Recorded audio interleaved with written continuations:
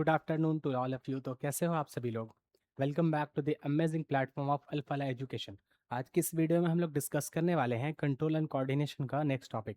तो जैसा कि मैं आप लोगों को बता दूं कि इससे पिछले संडे भी मैंने एक वीडियो रिकॉर्ड किया था, बट कुछ टेक्निकल इशू की वजह से वीडियो रिकॉर्ड तो हो गया, बट उसके बाद वीडियो ऑटोमेटिक डिलीट हो गया था। तो आज जो हम लोग टॉपिक डिस्कस करने वाले हैं, ये टॉपिक क्लास 10th का चैप्टर नंबर 2 का ये लेक्चर 2 होने वाला है। 2 चैप्टर इसलिए मैं बोल रहा हूँ क्योंकि ये आप लोग के बायोलॉजी का चैप्टर है। तो बायोलॉजी का चैप्टर नंबर 2 मैंने इसको इंक्लूड करके बोला। ऐसे एनसीईआरटी के हिसाब से इसका चैप्टर 2 नहीं है। अब हम लोग इस चैप्टर को डिटेल में समझते हैं। उससे पहले हम लोग जानेंगे कि हम लोगों ने फर्स्ट लेक्चर में क्या क्या पढ़ा था। तो सबसे पहले आप लोग रिवीजन मोड ऑन कर लो। मतलब ये कहने का हुआ है रिवीजन मोड ऑन करने का कि अब आप लोग थोड़ा सा आंख बंद करो और रिवाइज करते चलना मेरे साथ। सबसे पहले मैंने स्टार्ट किया था ये चैप्टर को स्टार्ट किया था मैंने कहा मूवमेंट से। मूवमेंट किसे कहते हैं? आखिर कोई भी ऑर्गेनिज्म है, उसका एक डिफाइनिंग फीचर्स होता है कि उसके अंदर इंटरनल मूवमेंट होता है। फिर हमने मूवमेंट को थोड़ा आगे बढ़ाया था, तो हमने बताया था दो टाइप का, एक ग्रोथ मूवमेंट होता है, एक नॉन ग्रोथ मूवमेंट होता है। तो उस हिसाब से आपको मैंने आगे बताया था कि what is control and what is coordination. तो इससे पहले जानने से पहले हम लोग कुछ बातें जाने थे, जिसमें हम लोगों ने पढ़ा था कि मूवमेंट क्या है। तो movement is an important characteristics of living organism. कोई भी लिविंग ऑर्गेनिज्म के अंदर बहुत ही इंपॉर्टेंट कैरेक्टरिस्टिक्स में से एक मूवमेंट कहलाता है, ये आपको पता है। अब इसके बाद हम लोग नेक्स्ट टॉपिक जो पढ़े थे कि मूवमेंट कितने टाइप के होते हैं, तो ये दो टाइप के होते हैं। पहला हो गया ग्रोथ मूवमेंट और दूसरा हो गया non growth movement. Growth movement वैसे मूवमेंट को कहते हैं जो लाइफ टाइम तक होता है। मतलब अगर हम बात करें तो कोई भी प्लांट्स है, प्लांट्स के अंदर ग्रोथ एक स्पेसिफिक टाइम तक नहीं होता, बल्कि जब तक वो जिंदा रहता है तब तक उसके अंदर ग्रोथ का प्रोसेस होता रहता है। लेकिन अगर एनिमल की बात करें तो एनिमल का 3 फेज में डिवीजन होता है। पहला होता है कि प्री रिप्रोडक्टिव फेज, फिर होता है रिप्रोडक्टिव फेज, फिर होता है पोस्ट रिप्रोडक्टिव फेज। मतलब कि वैसा फेज जिसमें उसका क्या हुआ, ग्रोथ और डेवलपमेंट हुआ, जो प्री रिप्रोडक्टिव फेज में होता है। उसके बाद रिप्रोडक्टिव फेज में भी ग्रोथ होता है, लेकिन वो ग्रोथ जो है फिजिकल ग्रोथ एक टाइम पे आके रुक जाता है। मतलब कि अगर इंसान की हाइट है तो इतना पे आके रुक जाएगी, और इंसान का वेट है तो वेट बढ़ता घटता है, लेकिन इसे ग्रोथ में हम लोग इंक्लूड नहीं करते। तो क्या हुआ कि इसमें आप लोग का एक टॉपिक है कि प्लांट क्या करते हैं, दोनों टाइप के ग्रोथ को शो करते हैं। मतलब सॉरी, दोनों टाइप के मूवमेंट को शो करते हैं। पहला मूवमेंट है उसका क्या, तो पहला मूवमेंट है ग्रोथ मूवमेंट और दूसरा मूवमेंट है नॉन ग्रोथ मूवमेंट। लेकिन अगर एनिमल्स की बात करूं तो एनिमल्स के अंदर only one type of movement show होता है, जिसे हम लोग कहते हैं नॉन ग्रोथ मूवमेंट। अब नॉन ग्रोथ मूवमेंट क्या होता है, तो बॉडी के अंदर जितने भी रिएक्शंस हो रहे हैं तो वो क्या है, मूवमेंट के थ्रू हो रहे हैं। अगर हम बताएं आप लोगों को, तो आप लोग डाइजेशन पढ़े हो लाइफ प्रोसेस में, तो डाइजेशन में क्या होता है, तो प्रोटीन आप लोग का टूटता है अमाइनो एसिड में, फैट टूटता है फैटी एसिड और ग्लिसरॉल में, आप लोग को पता होना चाहिए। कार्बोहाइड्रेट टूटता है ग्लूकोज में। तो ये सभी जो मैंने पढ़ाया था, वो सभी जो आपने पढ़ा था, तो इसमें क्या हुआ, कुछ रिएक्शंस हो रहा है, रिएक्शंस होंगे तो मूवमेंट भी होगी। तो इसीलिए हम लोग ये समझेंगे सबसे पहला टॉपिक कि ग्रोथ क्या होता है, सॉरी सबसे पहला टॉपिक टॉपिक की मूवमेंट क्या होता है।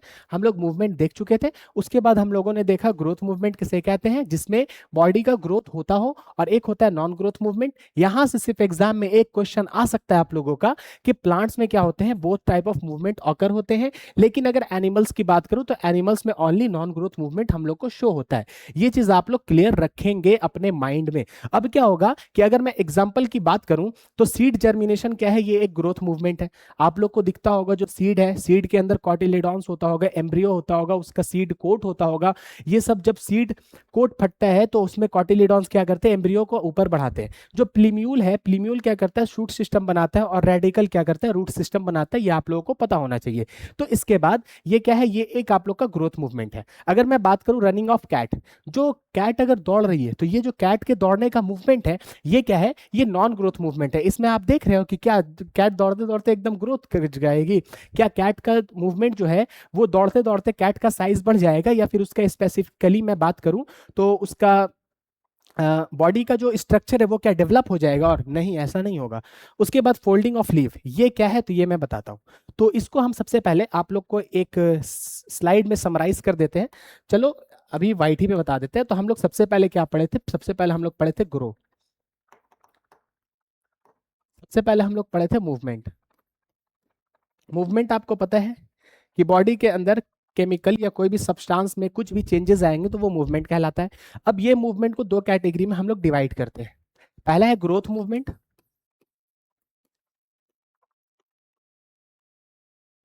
ठीक है, और दूसरा है नॉन ग्रोथ मूवमेंट।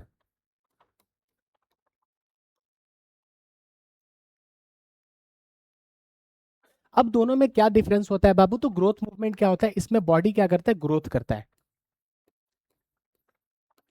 ग्रोथ का मतलब ये समझना है कि बॉडी के सेल क्या करते हैं, डिफरेंशिएट करते हैं। जिसे हम लोगों ने अगर क्लास 9 के बायोलॉजी में पढ़ा तो आपको एक बात पता होगी कि बॉडी का जो भी सेल है वो क्या करता है, तो वो डिफरेंशिएशन करता है। आप टिश्यू में पढ़े होंगे, मेरिस्टेमेटिक टिश्यू में डिफरेंशिएशन, डी डिफरेंशिएशन और रीडिफरेंशिएशन। मतलब कि बॉडी का सेल क्या करता है, डिफरेंशिएट करता है। वो किसका बॉडी था, वो प्लांट का।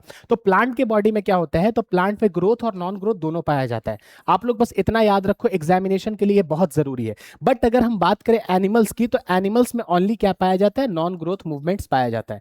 इसको अब ज्यादा खींचने की जरूरत नहीं है एग्जामिनेशन में, बस यहां से ये दो क्वेश्चंस आने का चांसेस रहता है, एक ये आपको पता होना चाहिए। अब हम लोग आगे बढ़ते हैं बाबू। अगला टॉपिक है हम लोग का movement and response. Babu movement क्या होता है और रिस्पॉन्स किसे कहते हैं वो मैं बताता हूं। मूवमेंट आपको पता है कि कोई भी बॉडी के अंदर चेंजेस हो रहा है या फिर कोई भी सब्सटेंस अगर एक जगह से दूसरी जगह जा रहा है या चेंज हो रहा है उसके स्टेट में या उसकी क्वांटिटी में, तो इसे ही मूवमेंट कहते हैं हम लोग। अब क्या होगा यहां पर कि movement occurs in response to environmental changes. Body के बाहर इन्वायरमेंट में कोई भी चेंजेस होता है उसमें क्या कह सकते हैं हम लोग, मूवमेंट कह सकते हैं। अब देखना लिखा हो movement occur in response to. Response का मतलब हुआ कि जो भी मूवमेंट हुआ उसके बदले हम लोग रिस्पॉन्स करेंगे, उसके बदले हम लोग क्या करेंगे, रिएक्शन देंगे, उसे ही हम लोग कह रहे हैं। अब देखना यहाँ पे the helps organism survive perform activities efficiently. ये टॉपिक अभी आप लोग को आगे अच्छे से समझ में आएगा जो मैंने बता चुका था। प्लांट्स ग्रो टुवर्ड सनलाइट, ये क्या है, ये आप लोग का एक रिस्पॉन्स है। ठीक है, ये सब देख लो। Eye close bright light, hands withdraws from the hot object. कभी भी हॉट ऑब्जेक्ट पे आप लोग हाथ रखोगे तो हॉट ऑब्जेक्ट पे हाथ रखे तो आपको क्या हुआ, हाथ रखने के बाद कुछ फील हुआ, फील जैसे हुआ आप हाथ हटा ली, तो ये जो बाहर का इन्वायरमेंटल चेंज हुआ, मतलब कि ऑब्जेक्ट क्या था, हॉट था, इसको बॉडी सेंस किया और इसी के वजह से हम हाथ हटाए, तो इसको हम लोग रिस्पॉन्स कह रहे हैं। ठीक है, अब क्या होगा, तो buffaloes chew curd for better digestion. कभी भी जो बफेलो होता है या फिर आप लोग मवेशी जानवर कहते हैं, कैटल जिसे कह सकते हैं, वो सब क्या करते हैं कि फूड को च्यू करती है, किस लिए, क्योंकि उसका बेटर डाइजेशन हो सके। और आपको एक क्वेश्चन मैं देता हूं, ये क्वेश्चन आप लोग का डाइजेशन एंड एब्जॉर्प्शन के टॉपिक का है। एनसीईआरटी से हटा दिया गया है लेकिन आप लोग को पता होना चाहिए, क्लास 7 के एनसीईआरटी में है। आप लोग का 10 से हटा दिया गया है। आप बताना कि हाउ मेनी कंपार्टमेंट्स,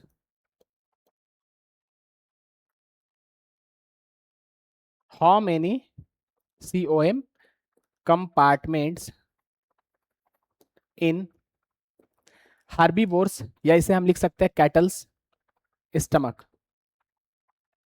मतलब ये समझना आप कि जो भी मवेशी होते हैं, मवेशी का मतलब होता है जो घास खाते हैं, तो उसके जो स्टमक है उसमें कितने कंपार्टमेंट होते हैं ये आप बताना। तो मैं इसको बता देता हूँ, 4 होते हैं। चारों का नाम आप लोग पता करना। नहीं पता होगा अभी आप लोग को तो अभी सर्च करो गूगल पे, फिर नहीं पता चलेगा हम 5 मिनट बाद इसका नाम बता दे रहे हैं। ठीक है, तो हम लोग को पता चला कि कंट्रोल एंड कोऑर्डिनेशन पढ़ने से पहले हमको पता करना है कि मूवमेंट किसे कहते हैं। और एक और चीज याद रखना कि मूवमेंट के साथ लोकोमोशन। तो मूवमेंट का मतलब होता है कि कोई भी ऑब्जेक्ट का क्या है, टाइम के साथ साथ उसके अंदर या उसके बाहर मूवमेंट, उसके बाहर या अंदर क्या होगा, उसका पोजीशन का चेंज। ठीक है ना, लेकिन उस पोजीशन के चेंज में हम ऐसे भी कर सकते हैं, यहां से ऐसे आए फिर ऐसे आ गए, तो इसे हम लोग मूवमेंट कह दिए।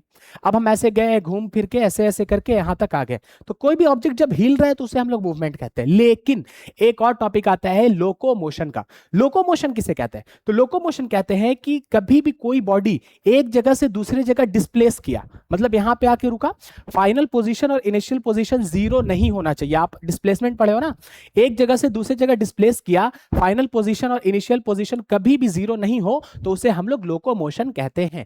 अब हम लोग टॉपिक को आगे बढ़ाते हैं, ये सब पढ़ा हुआ है, बस हम रिवीजन करा रहे हैं। व्हाट इज कंट्रोल, तो कंट्रोल के बारे में मैंने बताया था कि ability to regulate body activities. Body के अंदर कोई भी एक्टिविटीज को रेगुलेट करने का जो भी एबिलिटी होता है उसे हम लोग कंट्रोल कहते हैं। उसके बाद कंट्रोल जो होता है वो स्टार्ट होता है, उसके बाद स्लोड होता है, मतलब कि थोड़ा धीरे होता है, या फिर रुक जाता है, या फिर क्या हो सकता है, एक्सेलरेटेड हो सकता है, तो इसे हम लोग कंट्रोल कहते हैं। बॉडी के अंदर कोई भी सिस्टम को जैसे नॉर्मल कंट्रोल करते हैं उसे ही हम लोग कंट्रोल कहते हैं।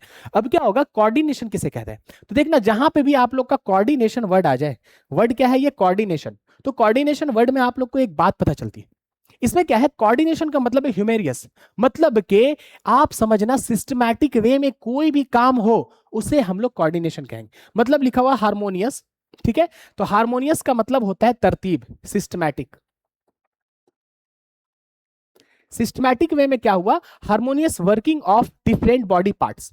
जब बॉडी के अलग अलग पार्ट्स एक साथ काम करते हैं तो उसे हम लोग कोऑर्डिनेशन कहते हैं। जैसे अगर हमको कोई, हम आपको पढ़ा रहे, एग्जांपल के थ्रू हम आपको पढ़ा रहे, पढ़ाएंगे तो क्या हम हाथ ऐसे करके पढ़ाएं, हाँ सुनो ऐसा है, ये है, वो है, ये होता है। अब हम ऐसे पढ़ाएंगे आप बोर हो जाओगे। लेकिन जब हम बोल रहे हैं तो बोलने के साथ मेरा हाथ भी मूव कर रहा है, ये एक फंक्शन होता है समझाने के लिए। दूसरा, हम बोल रहे हैं तो मेरा जो फेस का रिएक्शन है वो भी मैटर कर रहा। अब हम आपको बोलेंगे कोई मर गया, तो हम बोलेंगे अरे कोई मर गया, ऐसे अगर हंस के बोलेंगे तो आपको लगेगा कैसा पागल आदमी है, बोलता है कोई मर गया और हंस रहा है। और यही अगर हम कहीं पे खुशी का टाइम में हम बोलेंगे कि कोई अगर आया, हमसे पूछा एग्जाम में कितना मार्क्स आया, हम बोलेंगे क्या बताए AIR 1 आया। अब AIR 1 किसी का आएगा, वो इस टाइप का बोलेगा, तो उसका जो सिस्टमैटिक वे है वो अच्छे से रेगुलेट नहीं कर रहा। तो ये सब चीज क्या होता है, कोऑर्डिनेशन में एक सिस्टम के खिलाफ काम करता है। लेकिन यहाँ पे कोऑर्डिनेशन का मतलब है सिस्टमैटिक वे में हम लोग जब वर्क करते हैं बॉडी पार्ट का एक साथ, तो उसे हम लोग कोऑर्डिनेशन कहते हैं। एग्जाम्पल मैंने लिया है कि अगर हम लोग फूड खाते, खाना खाते, खाने में पहला जो रेगुलेशन होता है कि आंख मेरी खाने को देखती है। दूसरा क्या होता है, नाक मेरे खाने को सूंघता है। तीसरा क्या होता है, जो हाथ है वो खाना को उठाते हैं। चौथा जो है वो क्या करते हैं, टीथ च्यू फूड, जो दांत है वो फूड को चबाते हैं। और जो टंग है वो टेस्ट करते हैं और क्या करते हैं, फूड को अंदर ढकेलते हैं। ये पूरा एक हार्मोनियस वे में हुआ। अगर हम डाइजेशन एक प्रोसेस कहें तो आपको पता है कि डाइजेशन प्रोसेस में पहले आप लोग का फूड के अंदर जाने से पहले सलाइवरी ग्लैंड का सीक्रेशन स्टार्ट होता है। अगर कोई फूड देखते हैं लार टपकता है मुंह से। उसके बाद क्या हुआ, फूड अंदर गया। अब अंदर जाने के बाद टीथ च्यू ही ना करे और जब फूड को निगल ले तब च्यू करे तो कोई फायदा है नहीं। तो क्या होता है, पहला सिग्नल आता है टीथ को च्यू करो, उसके बाद टंग मैस्टिकेशन करो। जब ये दोनों का काम हो जाता है तो और सलाइवरी ग्लैंड सलाइवा सिक्रीट करता है। उसके बाद फिर फूड अंदर जाता है पेरिस्टाल्टिस मूवमेंट के थ्रू, जाकर फिर पेट में जाता है और चर्निंग मूवमेंट होता है। और फिर पेट में अलग अलग ग्लैंड्स अपना सीक्रेशन डालते हैं। आपको पता है म्यूकस सेल म्यूकस सिक्रीट करता है, पेराइटल सेल पेप्सिनोजेन सिक्रीट करता है, sorry mucus cell mucus secrete करता है, चीफ सेल पेप्सिनोजेन सिक्रीट करता है, पेराइटल सेल HCl करता है। तो ये आप लोग को पता होना चाहिए। ओके, अब हम लोग आते हैं फिर से इस टॉपिक को आगे बढ़ाते हैं। All organs work together smoothly, इसे ही हम लोग कहते हैं कोऑर्डिनेशन। यहां पर हम लोग देखेंगे एक टॉपिक कि ये जो है 2 मोड्स में होता है। हम लोग के बॉडी के अंदर जो कंट्रोल होता है या इसे जो हम लोग कोऑर्डिनेशन कह सकते हैं, ये 2 मोड्स में होता है। पहला होता है केमिकल कंट्रोल और दूसरा होता है नर्वस कंट्रोल। केमिकल कंट्रोल का मतलब कि वैसा कंट्रोल जिसको हार्मोन के बेसिस पे कंट्रोल किया जाता है, और नर्वस कंट्रोल मतलब वैसा कंट्रोल जिसको नर्वस सिस्टम या न्यूरॉन्स के तरफ से कंट्रोल किया जाता है। ठीक है, इतना आप लोग को पता होना चाहिए। अब क्या होगा कि ये 2 मोड्स पे अगर हम लोग डिवाइड किए हैं तो एक बात याद रखना बहुत ही इंपॉर्टेंट, कि अगर मैं ह्यूमन की बात करूं या एनिमल की बात करूं, ह्यूमन या एनिमल, इसमें क्या होता है ना बाबू, इसमें सेंस ऑर्गन्स होते हैं और सेंस कर सकते हैं। मतलब कि कोई भी अगर किसी को दर्द दिया, मान लिया जाए कि हम किसी को ऐसे मारे, तो ये जो मारे हैं ना, तो मुझे यहां पर दर्द का एहसास हुआ, तो ये मेरे अंदर न्यूरल कंट्रोल है। ठीक है ना।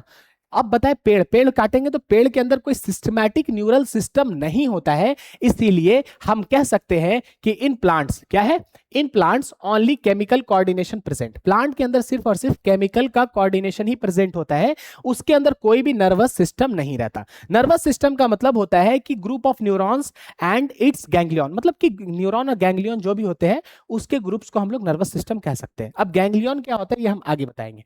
तो इसमें लिखा हो, बट एनिमल्स के अंदर क्या होता है, बोथ, कौन कौन, या तो उनके अंदर केमिकल भी होगा और साथ ही साथ नर्वस सिस्टम भी होगा, दोनों कोऑर्डिनेशन एक साथ चलेगा। उसे हम लोग कहते हैं क्या, उसे हम लोग कहते हैं न्यूरो एंडोक्राइन। तो जो एनिमल के अंदर होता है टुगेदर, इसे हम लोग क्या कहते हैं, न्यूरो एंडोक्राइन सिस्टम। उसके बाद हमने आगे बताया था क्या, स्टिमुलस और रिस्पॉन्ड के बारे में। स्टिमुलस हम बताए थे कि ये क्या होता है, ये एक एजेंट होता है या फैक्टर होता है या फिर क्या होता है, एक केमिकल चेंज होता है। क्या चेंज, या तो एक्सटर्नल या तो इंटरनल इन्वायरमेंट में कुछ चेंजेस आ रहे हैं। मान लो कि यहां पर हम हैं, बाहर से मेरे आंख पे रोशनी आई, तो ये क्या हुआ, इन्वायरमेंटल चेंज हुआ। सपोज दैट ये ट्यूबलाइट, ठीक है, मेरे आंख के पास आया, जैसी आंख के पास आया मेरा आंख बंद हो गया, इतना आया मेरा आंख बंद हो गया। ठीक है, ज्यादा आया बंद हो गया, नहीं भी बंद हुआ, देखो मेरा जो भाव है वो चढ़ गया, हम इधर देखेंगे आंख मेरा ऑटोमेटिक थोड़ा कम हो जाएगा। तो ये क्या है, ये एक्सटर्नल इन्वायरमेंटल चेंज है।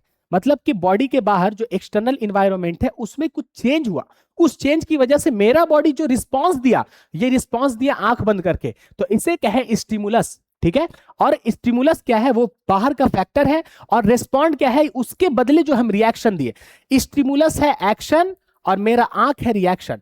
स्टिमुलस है ये, और मेरा जो आंख है या आपका जो कैमरा है वो क्या है, वो आप लोग का रिएक्शन है, जिसे रेस्पॉन्ड कहते हैं। अब हम लोग टॉपिक को और आगे बढ़ाते हैं। स्टिमुलस की बात करें अगर, तो आप लोग को पता होना चाहिए कि अगर कोई भी हॉट ऑब्जेक्ट को आप छूते हैं तो बिना सोचे समझे आप लोग का हाथ क्या हो जाता है, हट जाता है वहां से। अब यहां पर हम हाथ रखे, ऐसे किए, इतना स्पीड जो रिफ्लेक्स किए, तो इसे हम लोग कहते हैं क्या, स्पीड हटाना। और जब बिना सोचे कुछ काम हो, वैसा काम जो बिना सोचे हो, जैसे अगर हम लोग कोई हाथ रखे, हाथ रखने के बाद जैसे ही हम लोग को सेंस हुआ पट्ट से हटाए, क्या इसके लिए हम लोग सोचे कि यहां से हाथ हटाना है यार? या आप बात करो कि आप कहीं सोए हुए हो, ठीक है, और ऐसे हाथ रख के आपको हल्का सा लगा कि सॉफ्ट टाइप का, पुलपुल टाइप का। अब जैसे ही लगा ना, तो आपका दिमाग में फील आया जरूर यहाँ पे छिपकली है। अब क्या कि आपको सोचने का टाइम नहीं मिला कि हटा के देखते हैं यहां पे कि छिपकली है या नहीं है। आप डायरेक्ट क्या करोगे, हाथ हटाओगे और 1 2 3 भाग जाओगे। वही चीज होता है कि जब हम लोग बिना सोचे कुछ फैसला लेते तो वो स्पाइनल कॉर्ड के थ्रू होता है, जो हम आगे अभी पढ़ाएंगे। अब क्या होता है बाबू, तो अगर कोई ब्राइट लाइट आया तो आंख क्या हो जाता है, क्लोज हो जाता है। स्मेल ऑफ फूड, कभी भी हम जब खाना खाना को सूंघते हैं तो हम लोग का माउथ में क्या होता है, सलाइवा का सिक्रीशन बढ़ जाता है। और मैं बताऊं, लाउड साउंड अगर देखते हैं तो हम लोग उधर ही मुंह इधर कर लेते हैं। मान लो कहीं पे तेज आवाज हुआ, अब अचानक से तेज आवाज हुआ, हम लोग बोले अरे क्या हुआ, ऐसे करके। तो ये जो तेज आवाज हुआ वो स्टिमुलस था, कहां का, तो बाहर का एनवायरमेंटल चेंज था। लेकिन जो हम ऐसे मुड़ के देखे उसे क्या कहे, रिस्पॉन्ड कहे। अब अचानक से लाइट कट जाए, हम आपके कैमरे की तरफ देख रहे हैं, लाइट कट जाए तो बोर्ड बंद हो जाएगा। बोर्ड बंद होगा तो हम अचानक से ऐसे देखेंगे, तो जो बंद हुआ वो बाहर का चेंज था, उसे स्टिमुलस कहे। और जो हम लोग घूम के देखे उसे हम लोग रिस्पॉन्ड कहे। ये हो गया हम लोग का टॉपिक। जब कोल्ड वेदर रहता है तो हम लोग कपकपाहट होती है, ये भी होता है, ये स्टिमुलस, उधर रिस्पॉन्ड। मॉस्किटो जब काटते हैं तो हम लोग क्या करते हैं, वहां पे स्क्रैच करते हैं, ये स्टिमुलस था, वो रिस्पॉन्ड था। टीचर अगर नाम लेती है आपका या लेता है तो आप क्या करते हो, उधर लुक, उधर देखते हो, तो ये स्टिमुलस था, वो रिस्पॉन्ड था, आपको पता होना चाहिए। अब हम लोग देखते हैं रिसेप्टर। रिसेप्टर मतलब होता है जो एक्सेप्ट करता है, रिसेप्ट करके आगे बढ़ाता है। इंपल्स कहते हैं, ये एक इलेक्ट्रिकल सिग्नल है जो कैरी करता है हम लोग का नर्वस सिस्टम, और ये मैसेज को आगे पहुंचाता है या तो ब्रेन के पास या तो स्पाइनल कॉर्ड के पास। और इफेक्टर कहता है वैसा मसल्स या ग्लैंड जिसके ऊपर एक्शन लिया जाए। आप लोग को मैंने ये बताया था। अब अगर मैं इसे ही थोड़ा सा आप लोग को डिटेल में बताता हूं, तो आप एक बात समझ लो, यहां पर ये ऑगी एंड द कॉकरोचेस का पैर है, ठीक है। अब क्या हुआ, यहां पर जैसे ही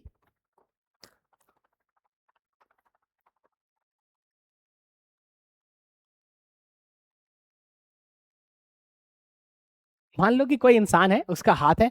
अब क्या हुआ, ये इंसान यहां पर हाथ लगाया बेचारा। जैसे ही ये हाथ लगाया तो ये बेचारा खुश था। अब यहां पे क्या हुआ कि यहां पर एक था, क्या पता है, यहां पर एक गरम तवा था, ठीक है, एक गरम हॉट ऑब्जेक्ट था। मान लो यहां पर एक क्या है, ये हॉट ऑब्जेक्ट है। अब जैसे ही हॉट ऑब्जेक्ट पे ये हाथ लगाया बेचारा, ये जो खुश था, इसका जो खुशी है वो आंसुओं में बदल गया। अब ये क्या किया, ये रोने लगा, ठीक है। अब सुनना, होता क्या है, केस क्या है वो मैं बताता हूं। तो पहला, जो भी यहां पर टच किया, टच करने के टाइम में कुछ न्यूरॉन्स, आपको पता है न्यूरॉन सेंस करता है, हम बता चुके हैं, उसको हम रिपीट कर रहे हैं। कुछ न्यूरॉन्स जो होता है वो यहां से ऐसे आया, यहां पर था। जैसे ही हाथ टच हुआ, ये न्यूरॉन्स क्या किया, रिसेप्ट किया। किसको रिसेप्ट किया, तो ये न्यूरॉन, ये जो सिग्नल था इसको पकड़ा। पकड़ने के बाद बोला अरे भाई ये क्या हो गया मेरे साथ, तो ये सिग्नल को लेकर गया। अब ये जो सिग्नल गया बाबू, ये जाएगा कहां, ये सिग्नल गया गया गया गया गया। यहां पे दो कनेक्शन होता है। पहला कनेक्शन होता है यहां से ऐसे और यहां से ऐसे। अगर नीचे आ गया तो समझ जाना कि ये स्पाइनल कॉर्ड से पूछेगा। और स्पाइनल कॉर्ड से क्यों पूछेगा, क्योंकि स्पाइनल कॉर्ड रिफ्लेक्स एक्शन के लिए जिम्मेदार होता है, वैसा एक्शन जो बिना सोचे हो। तो यहां पर तो बिना सोचने होना है, बिना सोचे ही होना है। क्यों, क्योंकि ये जो हॉट ऑब्जेक्ट है, अगर ये सोचेगा, सोचते सोचते इसका हाथ जल जाएगा। तो यहां से आया रिसेप्टर्स। रिसेप्टर्स का मतलब कि जो एक्शंस के लिए रिसेप्ट करके लेकर आया, आया आया आया। फिर यहां पे एक रिले सिस्टम रहता है, यहां पर एक रिले सिस्टम रहता है। रिले सिस्टम किसको कहते हैं, तो ये क्या करता है, एक न्यूरॉन टाइप का रहता है। वो सोचता है, 1 सेकंड भी नहीं लगता, एकदम मिली सेकंड लगता है। और वो तुरंत क्या करता है, इस सिग्नल को कन्वर्ट करता है। और कन्वर्ट करने के बाद ये इफेक्टर के भेज देता है। इफेक्टर मतलब ये जो ग्लैंड्स है ना, ग्लैंड्स या जो हाथ है, आप लोग को दिख रहा है, नहीं दिख रहा है ये कलर, ओके कोई बात नहीं। कोई बात नहीं, हम इसको क्या करते हैं कि ऐसे बना लेते हैं ये क्या किया, ऊपर से वापस ऐसे भेज दिया। अब आप देखना, बहुत इंपॉर्टेंट बात है कि जो यहां से आया, आने वाला क्या था, तो आने वाला था रिसेप्टर। आने के बाद ये रिले किया और ये जो गया वापस, इसे हम लोग कहते हैं क्या, इसे कहते हैं इफेक्टर। अब इफेक्टर कहां जाएगा, तो जो भी ग्लैंड्स या मसल्स हाथ के ऊपर लगाना है हम लोग को सेंस, तो हाथ क्या करेगा, ये हाथ को पट से बोलेगा हटाओ हटाओ हटाओ। तो देखो जो सेंस किया, ये मान लो तवा है, तवा के ऊपर हाथ रख के जैसे ही रखे हवा हाथ, तो क्या किया, ये सेंस किया, तो सेंस किया मतलब रिसेप्टर। रिसेप्टर क्या क्या लेके गया, स्पाइनल कॉर्ड में यहां तक लाया। अब स्पाइनल कॉर्ड से वापस क्या करेगा, लेकर जो आएगा उसे हम लोग कहते हैं इफेक्टर, और वो हाथ को हटाने का रिस्पॉन्स देगा। अब समझना यहां पर जो लेकर गया उसे हम लोग सेंसरी न्यूरॉन भी कहते हैं। मतलब कि वैसा न्यूरॉन जो सेंस करता है, रिसेप्टर को हम लोग यहां पर सेंसरी न्यूरॉन से भी डिनोट करेंगे। तो वैसा न्यूरॉन जो सेंस करेगा उसे हम लोग क्या कहते हैं, उसे हम लोग सेंसरी न्यूरॉन कहते हैं। ठीक है, सेंसरी न्यूरॉन जो सेंस करके लेकर गया, ठीक है, सेंसरी न्यूरॉन। और जो वापस लेकर आया उसे हम लोग कहे मोटर न्यूरॉन। ठीक है, अब देखना, ये जो रिसेप्टर मतलब कि जो यहां पे रिसेप्ट किया, मान लो कि यहां पर ये जो हाथ है, ये जहां से शुरू हुआ उसे हम लोग कहें रिसेप्टर। ठीक है, और इफेक्टर क्या है, जहां पे ये खत्म हुआ, ठीक है ना। लेकिन ये जो पूरा जो पाथवे बनाया, पूरा जो सिस्टम बनाया, पूरा जो पैसेज बनाया, ये पैसेज को जो गया उसको हम लोग सेंसरी न्यूरॉन कहे, या सेंसरी नर्वस सिस्टम में हम लोग इंक्लूड किए सेंसरी है। और जो वापस लेकर आया उसे हम लोग मोटर कहें, ये याद रखना आप लोग। अब क्या होगा, इसी टॉपिक को हम पढ़ते हैं। उसके बाद एक और टॉपिक है, ये जो हम एरो बनाए, तो एरो क्या है, ये एरो कुछ नहीं है, ये एरो आप लोग का क्या है, ये एक इलेक्ट्रिकल इंपल्स है, इलेक्ट्रिकल सिग्नल है। अब ये जो आपको एक बात मैं बता देता हूं कि ये जो ट्रांसमिशन हुआ, मतलब कि ये जो गया और जाने के बाद जो वापस आया, जो यहां से गया और जाने के बाद जो वापस आया, ये सिग्नल, ये कौन सा बला है, ये किस चीज में ट्रेवल कर रहा है, किस फॉर्म में जा रहा है, तो ये जा रहा है आप लोग का इलेक्ट्रिकल सिग्नल के फॉर्म में। इसे ही हम लोग कहते हैं क्या, इंपल्स। अब आप लोग बोर्ड के बेसिस पे, बोर्ड के हिसाब से डेफिनेशन याद कर लो कि क्या है, electrical signal that carries the message, जो मैसेज को कैरी करता है through the nervous system to the brain. Nervous system से या तो ब्रेन के पास लेके जाए या तो स्पाइनल कॉर्ड के पास लेकर जाए, उसे हम लोग इंपल्स कहते हैं। रिसेप्टर कहते हैं द पार्ट, वैसा पार्ट जो चेंज को डिटेक्ट करता है, पहचानता है। जैसे हमने बताया कि ये हाथ का वैसा पार्ट देखना जो डिटेक्ट किया, इसे हम लोग क्या कहें, इसे हम लोग कहें रिसेप्टर। ठीक है, और जो हाथ को मतलब वहां पे जिस पर असर पड़ा, जो क्या करेगा, हाथ को हटाएगा, उसे हम लोग कहें इफेक्टर, जिस पर इफेक्ट पड़ा। ठीक है, तो यहां पर वही चीज है, रिसेप्टर है वैसा पार्ट जो चेंज को डिटेक्ट करता है। जैसे आई डिटेक्टिंग लाइट, आंख क्या किया, लाइट को डिटेक्ट किया, उसे हम लोग क्या कहते हैं, रिसेप्टर। या स्किन डिटेक्टिंग हीट, या क्या किया, चमड़ा हम लोग का हीट को डिटेक्ट किया, इसे हम लोग रिसेप्टर कहते हैं। उसके बाद इलेक्ट्रिकल सिग्नल को हम लोग क्या कहते हैं, उसे हम लोग इंपल्स कहते हैं, जिस फॉर्म में वो मैसेज भेजा जाता है। अब क्या होगा कि इफेक्टर कहते हैं वैसा मसल्स या ग्लैंड जो एक्शन परफॉर्म करे, जो हाथ को हटाए, उसे हम लोग इफेक्टर कहते हैं। अब अगर न्यूरॉन्स के हिसाब से आए, तो जो लेकर गया मैसेज उसको हम लोग सेंसरी कहें। तो sensory neuron is that neuron which मतलब जो क्या करता है, मैसेज को लेकर जाता है। मोटर न्यूरॉन किसे कहते हैं, जो मैसेज को वापस लेकर आता है और बोलता है कि हाथ हटा लो। ठीक है, तो अब आप लोग आगे बढ़ें और देखना, स्ट्रक्चर ऑफ न्यूरॉन के बारे में हम बात किए थे। तो स्ट्रक्चर ऑफ न्यूरॉन मैंने बनाया था, तो फिर से मैं यहां पर बना लेता हूं स्ट्रक्चर ऑफ न्यूरॉन आप लोगों के लिए, क्योंकि ये बेसिक्स डायग्राम है और एग्जामिनेशन में इसके आने के चांसेस बहुत ज्यादा है। एग्जामिनेशन में इसके आने के चांसेस बहुत ज्यादा है।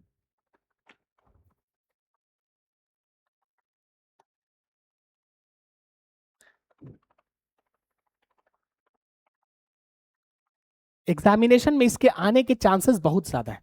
तो होता क्या है ना बाबू, वो इस टाइप का आप लोग को दिखता है।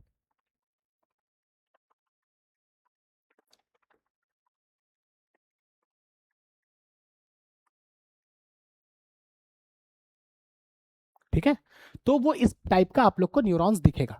अब वो न्यूरॉन्स के बीच में न्यूक्लियस होगा, तो इसे हम लोग कह देते हैं न्यूक्लियस।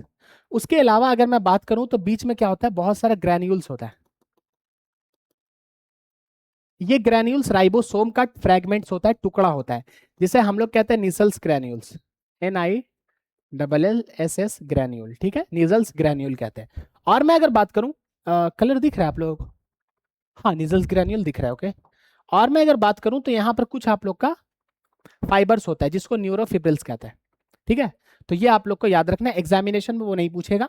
उसके बाद शीट होते हैं, शीट का मतलब होता है कुछ यहां पर समझ लो कि इस टाइप का शीट होगा,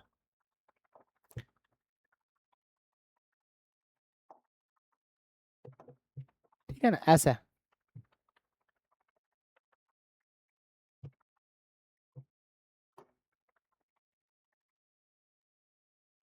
इसे कहते हैं माइलिन शीथ। ये हर न्यूरॉन के ऊपर नहीं रहता, लेकिन ज्यादातर के ऊपर रहता है। और मैं एक बात बता देता हूं आप लोगों को कि माइलिन शीथ का काम क्या रहता है। तो ये इलेक्ट्रिकल इंपल्स को वेस्ट होने से बचाता है, ये आप लोग इतना समझ सकते हो। माइलिन शीथ क्या करता है, वेस्ट होने से बचाता है। बीच का जो है इसे हम लोग श्वान सेल कहते हैं, सॉरी, इसके ऊपर एक सेल होता है, उसे हम लोग श्वान सेल कहते हैं। यहाँ पर ऐसे ऐसे सेल हुआ, उसे हम लोग क्या कहते हैं, श्वान सेल। उसके बाद में बताऊं तो यहां पर बीच में कुछ खाली स्पेस होता है, इसे कहते हैं नोड ऑफ रेनवियर।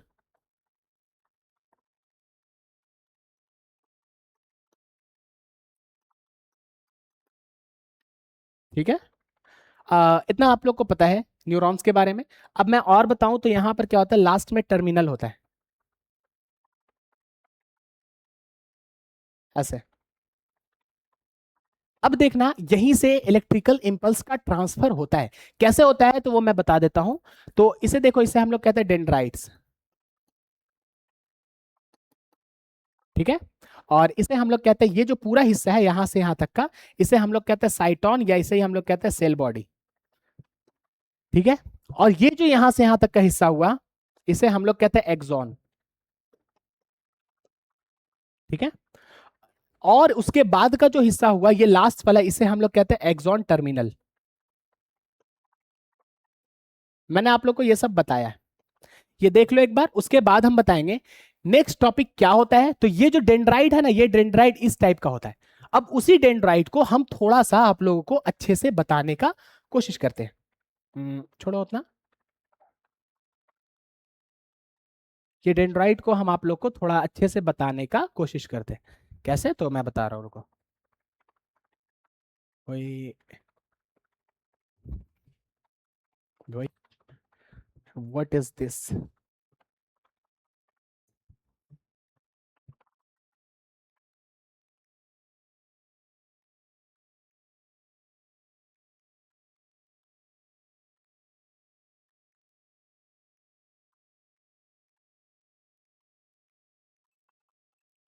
ठीक है, ये है न्यूरॉन्स आप लोगों का। थोड़ा सा आप लोग का छोटा लिख रहा होगा, कोई बात नहीं। अब क्या होगा कि इसी पे हम बताते हैं, ये जो डेंड्राइट्स है आप लोगों का, इसको हम थोड़ा बड़ा बनाकर आप लोगों को यहीं पर न्यूरोट्रांसमीटर के बारे में समझाते हैं, जो टॉपिक हमने पिछले क्लास में डिस्कस किया था। तो ये डेंड्राइट क्या होता है, वो इस टाइप का अटैच हो जाता है।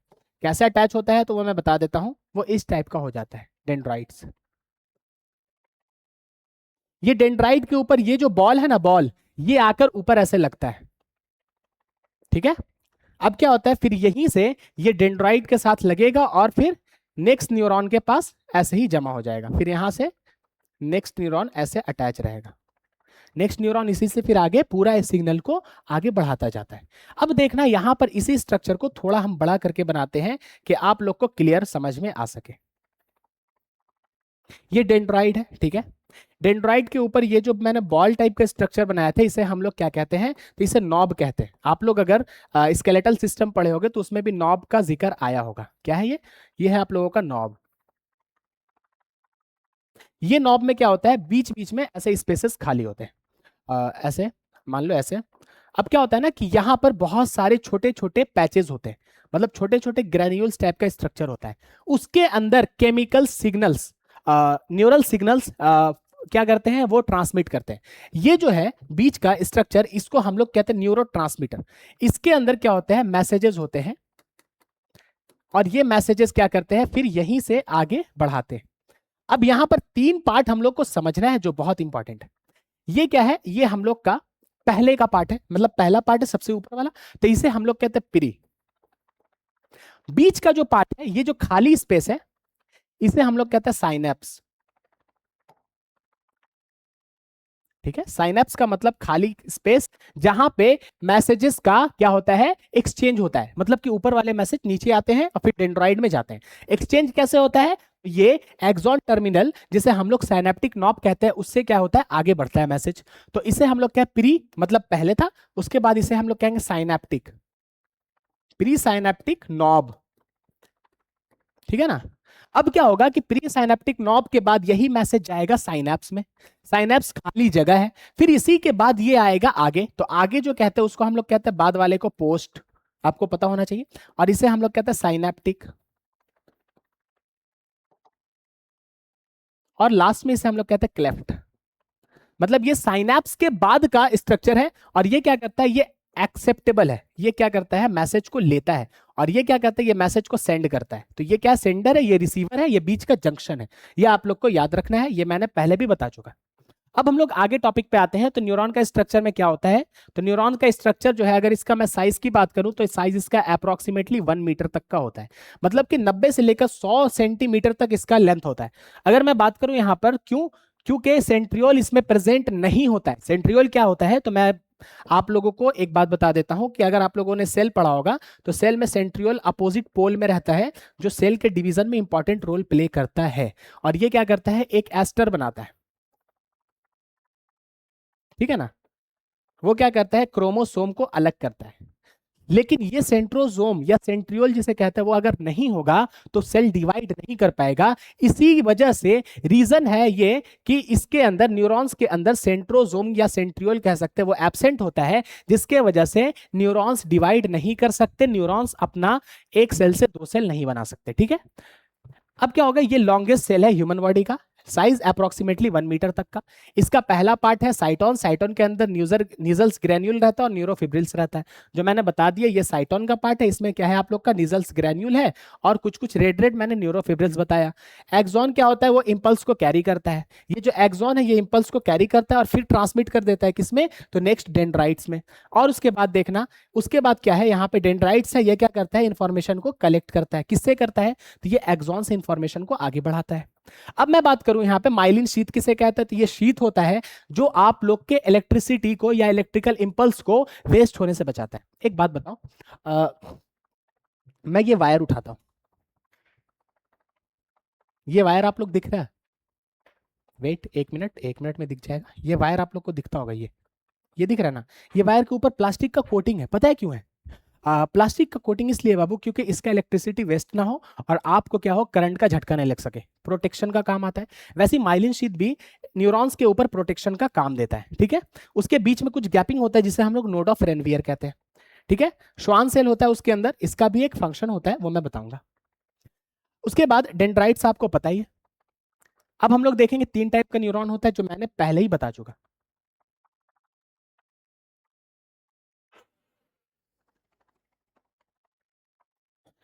अगर मैं यहां पे बात करूं तो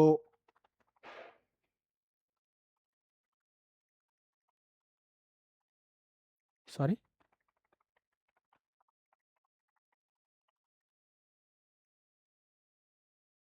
इसको मैं इधर लाता हूं। इसमें आप लोग देखना, ये मैंने बताया 3 टाइप का आपका न्यूरॉन्स होता है, अकॉर्डिंग टू कि वो क्या सिग्नल लेकर जा रहा है, उस हिसाब से। तो मैं ये फिगर पे आता हूँ और फिगर के बारे में बात करता हूँ। जो क्या करता है कि इंफॉर्मेशन को, इन्फो को क्या करता है, जो कलेक्ट करके लेकर जाता है, इन्फो को क्या करता है, कलेक्ट करके बॉडी के सेंट्रल नर्वस सिस्टम तक लेकर जाता है। वैसा न्यूरॉन जो इंफॉर्मेशन को कलेक्ट करके सेंट्रल नर्वस सिस्टम तक लेकर जाता है, ताकि सेंट्रल नर्वस सिस्टम उस पर फैसला ले सके, उसे हम लोग सेंसरी न्यूरॉन्स कहते हैं। और बीच का जो न्यूरॉन है, वैसा न्यूरॉन्स जो दोनों के बीच का इंटरमीडिएट या जंक्शन का काम करता है, मतलब दोनों के बीच को जोड़ता है, उसे हम लोग रिले न्यूरॉन कहते हैं। और एक होता है जो जंक्शन के बाद, जोड़ने के बाद फैसला को आगे बढ़ाता है, मतलब जो डिसीजन लिया गया है उसको बताता है और रिसेप्टर से इफेक्टर तक पहुंचाता है, उसे हम लोग मोटर न्यूरॉन कहते हैं। अब हम लोग देखते हैं बाबू, तो इससे पहले देखना, सेंसरी या एफरेंट न्यूरॉन किसे कहते हैं, इसका नाम एफरेंट भी है, आपको पता होना चाहिए।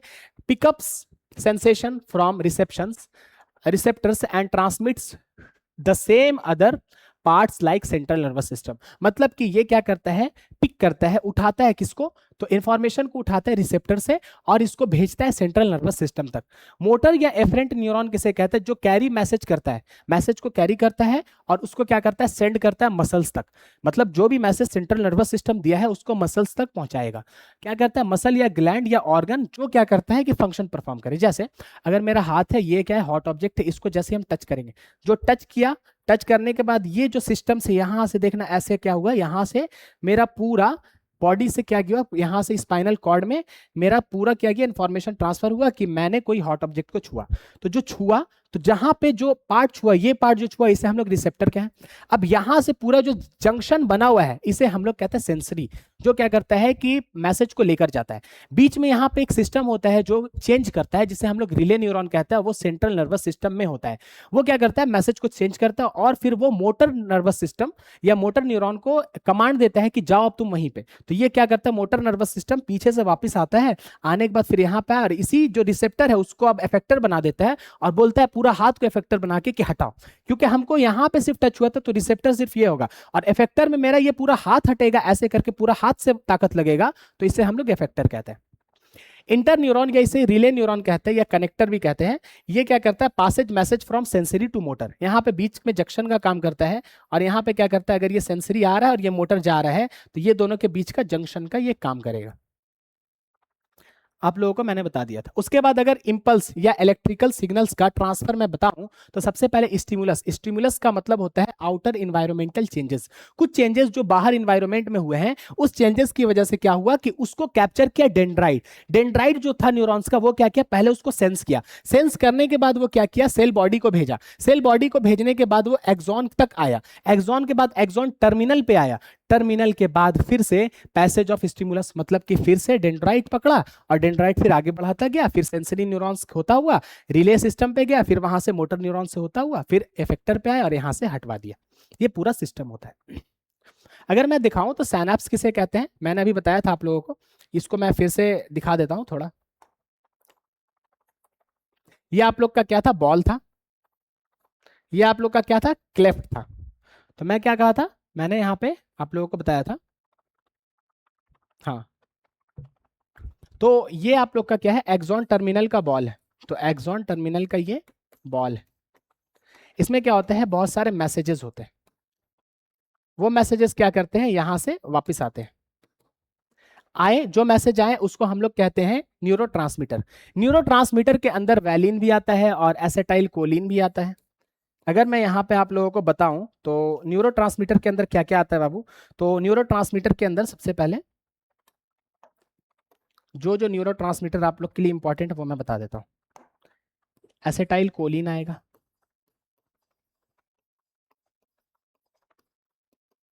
पहला। दूसरा आप लोग का जो आएगा वो आ जाएगा नॉर एड्रीनलिन,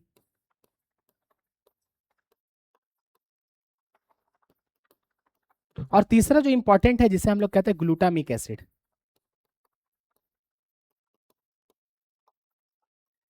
ये अमाइनो एसिड का एक मतलब समझ लो कि आप लोग अमाइनो एसिड, मैंने आपको बताया था ना पेप्टाइड बॉन्ड से जुड़ा हुआ होता है, तो ये एक अमाइनो एसिड है, आप लोग को पता होना चाहिए। ये न्यूरोट्रांसमीटर्स है। ये अब मैंने थोड़ा एडवांस लेवल तक लाया। अब यहां से आप लोग का नेक्स्ट टॉपिक शुरू होगा जो बहुत ही इंपॉर्टेंट है। न्यूरॉन्स का अगर हम टाइप बताएं नर्वस एक्शंस के हिसाब से, तो आपका 3 टाइप का नर्वस एक्शंस का न्यूरॉन्स होता है। पहला होता है नर्वस एक्शंस आर 3 टाइप्स। पहला होता है रिफ्लेक्स एक्शन। रिफ्लेक्स एक्शन में बिना सोचे समझे काम होता है। जैसे अगर कोई हॉट ऑब्जेक्ट पे हम हाथ लगाएं, मान लो ये बॉटल हम पकड़े, हमको लगा ये बहुत गर्म है, तो जल्दी से हम हाथ हटा लिए, तो इसे हम लोग क्या, रिफ्लेक्स एक्शन। तो ये क्या हो जाएगा बाबू, तो एक हो जाएगा हम लोग का रिफ्लेक्स एक्शन जिसमें होता है it is an autonomic. Autonomic मतलब होता है खुद से किया गया।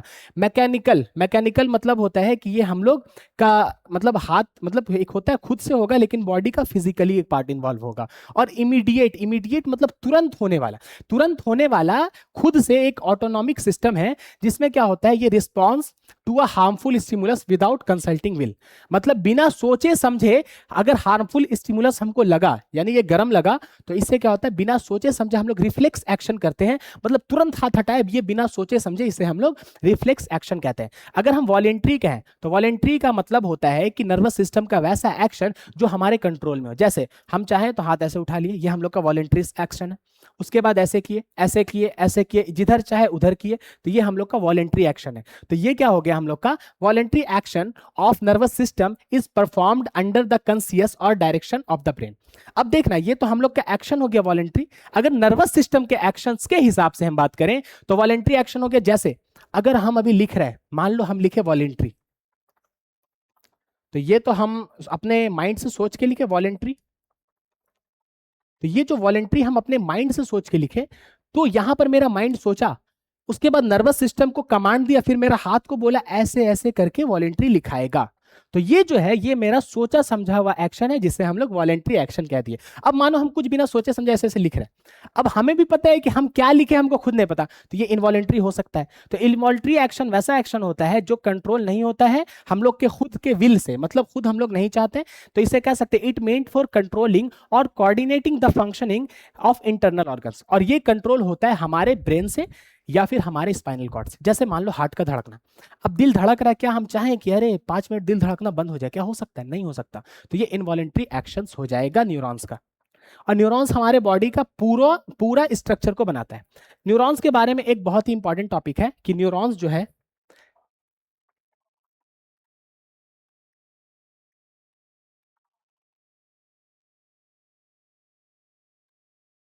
एक्टोडर्मल ऑरिजिन, मतलब कि ये जो है ना, एक्टोडर्मल मतलब बाहर का, जो हम लोग का बॉडी का जो लेयर होता है ना, वो आप लोग पढ़े होंगे ह्यूमन रिप्रोडक्शन में, तो 3 लेयर डिवाइड होता है जब हम लोग के बॉडी के अंदर रिप्रोडक्शन सिस्टम इन्वॉल्व होता है। तो जैसे ही रिप्रोडक्शन सिस्टम होता है तो उसमें एम्ब्रियो बनता है। एम्ब्रियो 3 लेयर में बनता है, एक्टोडर्म, मेसोडर्म और एंडोडर्म। एक्टोडर्म बाहर का जो आउटर सरफेस होता है या आउटर हम लोग के बॉडी का ऑर्गन्स होता है, वो सबको बनाता है। मेसोडर्मल ऑरिजिन जैसे हार्ट हो गया, ब्लड वेजल्स हो गया, ब्लड हो गया, और inner lining of hollow track, मतलब जो खाली स्पेस है उसका अंदर का लाइनिंग एंडोडर्म बनाता है।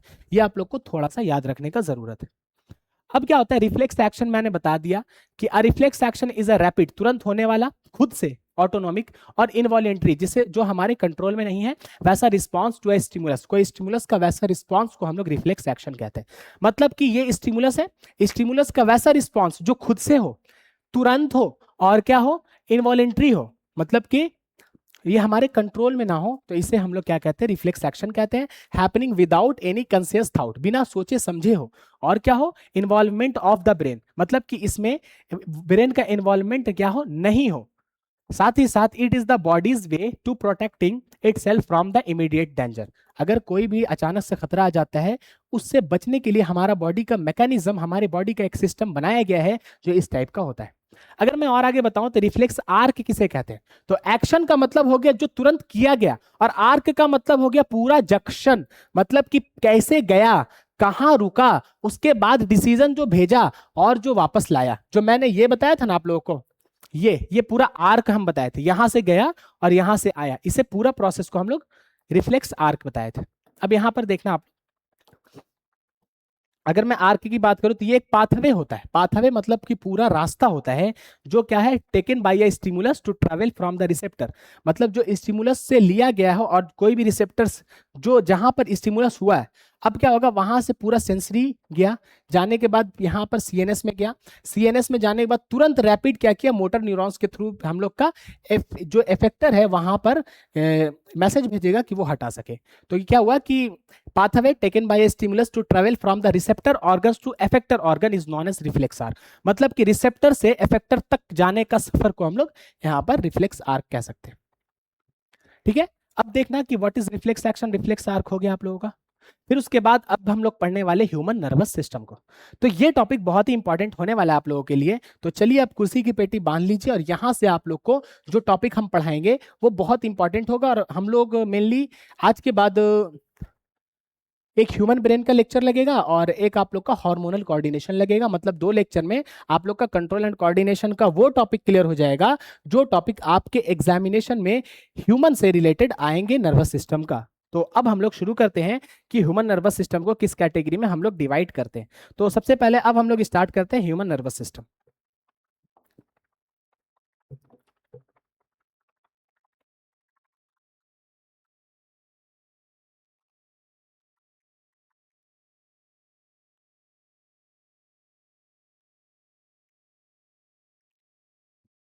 ह्यूमन नर्वस सिस्टम, इसको अगर हम डिवाइड करें तो ये 2 टाइप का होता है।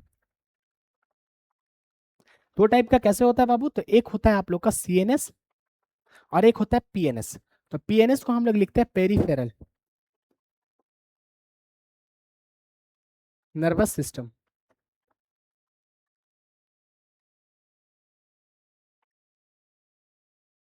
ठीक है। और एक लिख देंगे हम लोग सेंट्रल नर्वस सिस्टम, ठीक है ना। एक पेरिफेरल नर्वस सिस्टम, एक सेंट्रल नर्वस सिस्टम। सेंट्रल का मतलब ये समझना जो सेंटर में हो, ठीक है ना। तो सेंटर में हम लोग का 2 चीज होता है, एक ब्रेन होता है और एक यहाँ से नीचे आएंगे तो ये एक हम लोग का पीछे साइड स्पाइनल कॉर्ड होता है। तो सेंट्रल नर्वस सिस्टम को हम लोग 2 कैटेगरी में डिवाइड करते हैं। तो सेंट्रल नर्वस सिस्टम को हम लोग सीएनएस भी कहते हैं।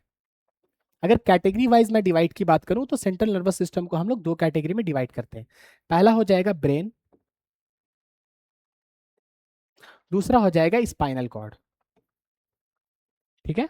ये 2 पार्ट में आप लोगों के सामने मैं डिवाइड कर रहा हूं। अब ब्रेन के बारे में बाबू हम आगे पढ़ेंगे। ब्रेन के लिए एक स्पेशल लेक्चर आएगा आप लोगों के लिए। क्यों? क्योंकि ब्रेन बहुत लंबा टॉपिक है और इसे हम लोग और डिटेल में पढ़ेंगे कि आप लोग को सारा कुछ कॉन्सेप्ट क्लियर हो। लेकिन अगर मैं स्पाइनल कॉर्ड की बात करूं तो स्पाइनल कॉर्ड के बारे में हम अभी डिस्कस कर लेते हैं। तो स्पाइनल कॉर्ड ज्यादा नहीं, बस हम लोग इतना समझेंगे कि ये क्या है। इट इज अ नैरो, ये क्या है बाबू? It is a narrow cylindrical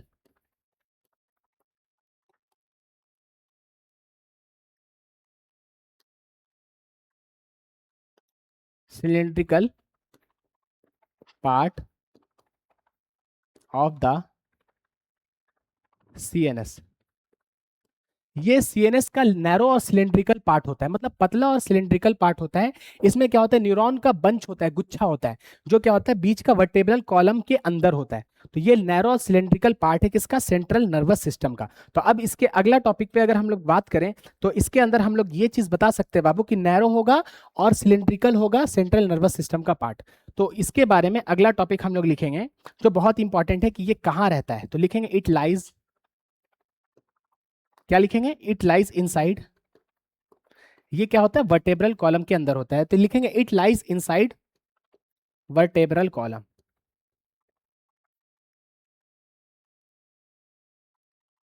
ये वर्टेब्रल कॉलम के अंदर होता है। अगर इसकी हम साइज की बात करें तो साइज जो हम यहाँ पे लिख सकते हैं वो होता है इसका 43 से लेकर, मतलब 43 से 45 कितना हो जाएगा, ये सेंटीमीटर तक का हो जाएगा।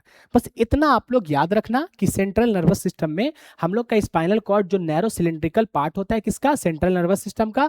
और ये कहाँ होता है? Inside the vertebral column, vertebral column के अंदर होता है। ये क्या होता है? बंच होता है, एक बंच होता है न्यूरॉन्स का। तो लिख सकते हैं कि it helps in, it controls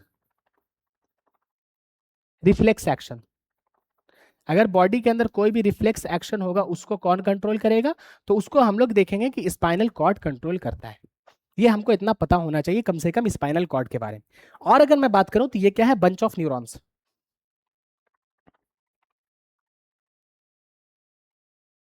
किसका बंच है? न्यूरॉन्स का बंच है, आप लोग को पता होना चाहिए। अब अगर हम पेरिफेरल नर्वस सिस्टम की बात करें तो इसमें हम लोग 2 कैटेगरी में इसे डिवाइड करते हैं, ठीक है ना। 2 कैटेगरी बहुत ही इंपॉर्टेंट है। पहला जो कैटेगरी है उसका वो हो जाएगा वॉलेंट्री नर्वस सिस्टम।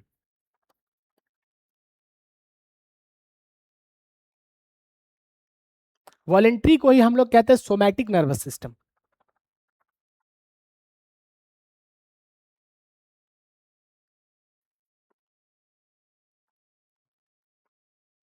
ठीक है। वॉलेंट्री बोलो या सोमैटिक का, दोनों सेम।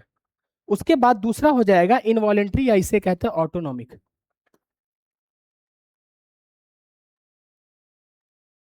या इसे कहते हैं ऑटोनॉमिक नर्वस सिस्टम।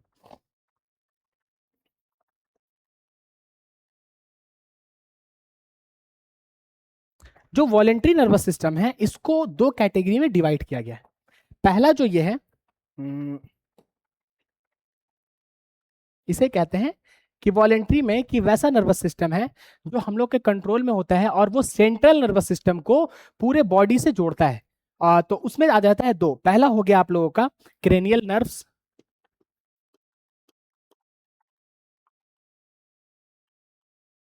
और दूसरा हो गया आप लोगों का स्पाइनल नर्व्स।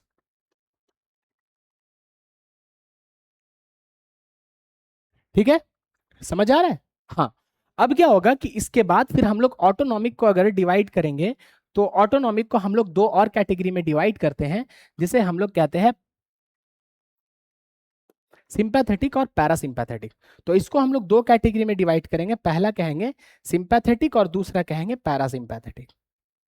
तो इसको आप लोग ऐसे समझ लो कि पहला हो जाएगा सिंपैथेटिक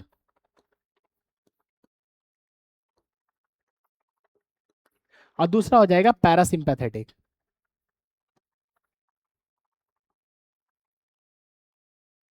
ये आप लोगों के लिए बहुत जरूरी, ये एक ऐसा चार्ट है जो आपके सेंट्रल नर्वस सिस्टम को क्या करता है, तो इसको डिवाइड करता है। अब यहां पर पता है ये चार्ट को हम कॉपी कर देंगे, लेकिन याद रखना कि इसमें सिर्फ आप लोग दो चीज पता कर लो कि जो ब्रेन है, ब्रेन का तीन पार्ट होता है। एक होता है आप लोग का फोर ब्रेन, फिर होता है मिड ब्रेन, फिर होता है hind brain. Fore brain, mid brain, hind brain के अंदर भी पार्ट होता है, जैसे हम लोग कहते हैं frontal lobe, parietal lobe, occipital lobe, temporal lobe, Wernicke's area, Broca's area. फिर आ जाएगा लिम्बिक सिस्टम में आप लोगों का क्या बोलते हैं, आप लोग का आ जाएगा लॉन्ग टर्म मेमोरी के लिए हिप्पोकैम्पस, अमाइगडाला। फिर आ जाएगा आप लोग का मेड्यूला ऑब्लोंगाटा। तो ये सब भी हम लोग फिर हिंड ब्रेन का पढ़ेंगे। सेरिबेलम और सेरिब्रम पढ़ेंगे, कॉर्पोरा, क्वाड्रिजेमिना, ये सब पढ़ेंगे हम लोग। तो बस इतना याद रखो कि फोर ब्रेन, उसके बाद होता है मिड ब्रेन, और एक होता है हाइंड ब्रेन। ये होता है तीन पार्ट ब्रेन का। ये जो स्लाइड है ये आप लोगों के लिए बहुत इंपॉर्टेंट है, इसे आप लोग क्या करो, नोट डाउन कर लो। अब हम लोग आगे बढ़ते हैं और धीरे धीरे समझते हुए चलेंगे। ह्यूमन नर्वस सिस्टम को हम लोग क्या करेंगे, दो पार्ट में डिवाइड करेंगे। पहला जो आएगा ह्यूमन नर्वस सिस्टम में, तो वो आ जाएगा हम लोग का दो पार्ट। पहला आ जाएगा सेंट्रल नर्वस सिस्टम, वैसा नर्वस सिस्टम जो क्या होता है, सेंट्रल नर्वस सिस्टम उसे कहते हैं जो बॉडी का प्राइमरी प्रोसेसिंग सेंटर होता है। मतलब कि बॉडी के अंदर जितना भी फंक्शंस होता है उसको कंट्रोल सेंट्रल नर्वस सिस्टम करता है। उसके लिए डिसीजन मेकिंग का काम, सोचने का काम सेंट्रल नर्वस सिस्टम करता है। Acting as a master control unit, मतलब कि ये कंट्रोल यूनिट का काम करता है। इसके अंदर आते हैं क्या, तो इसके अंदर पहला आ जाएगा आप लोग का ब्रेन, और दूसरा आ जाएगा स्पाइनल कॉर्ड। कॉर्ड कहीं भी आप लोग को दिखे मतलब समझ जाना बंच है किसी चीज का। अब आते हैं हम लोग पेरिफेरल नर्वस सिस्टम का। तो देखना, अगर हम एक डायग्राम के बेसिस पे बनाएं तो वो हम लोग नेक्स्ट स्लाइड में बना देंगे, समझ जाना। तो पेरिफेरल नर्वस सिस्टम में क्या होता है कि it is the extensive network of the nervous system and ganglia located outside the brain and spinal cord. Brain और स्पाइनल कॉर्ड को जो कनेक्ट करता है उसे हम लोग पेरिफेरल नर्वस सिस्टम कहते हैं। अब यहां पर अगर हम डायग्राम के बेसिस पे बात करते हैं,